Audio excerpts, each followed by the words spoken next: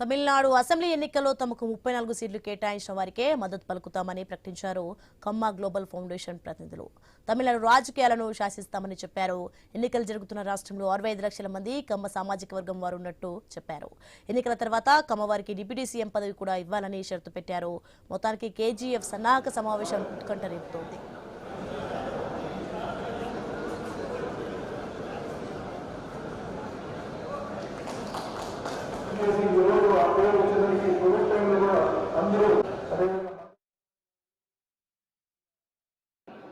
రాజకీయాల్లో తమిళనాడుకు చెందిన రాజకీయాల్లో మా వారిని ఎక్కువ మందిని శాసనసభలో సభ్యులుగా చేయటానికి అన్ని రాజకీయ పార్టీల నుంచి మాకు ఏ రాజకీయ పార్టీతో సంబంధం లేదు. మా కులాభివృద్ధి మాకు లక్ష్యం.